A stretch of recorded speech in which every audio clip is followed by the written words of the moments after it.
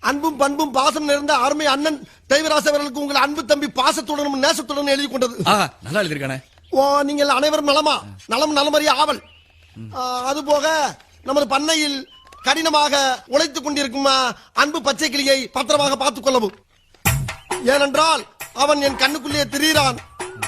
அதுபோக அவன் மாடு மேய்க்கும் போது அவனை வெயிலில் நடக்க விடாமல் அவனுக்கு ஒரு புல்லட்டு வாங்கி கொடுத்து, பேண்ட் செட்டும் வாங்கி கொடுத்து, ஒரு தொப்பியும் வாங்கி கொடுத்து போட்டிருக்காருயா. அவனை அழகு பார்க்குமாறு மிக தாழ்மையுடன் கேட்டுக்கொள்கிறேன். அதுபோக அவனை கயிற்று கட்டில் போட்டு வெளியில் படுக்க விடாமல் ஒரு பஞ்சுமத்தை வாங்கி கொடுத்து அவனுக்கு ரூம்பு போட்டு ஏசி போட்டு தருமாறு கேட்டுக்கொள்கிறேன்.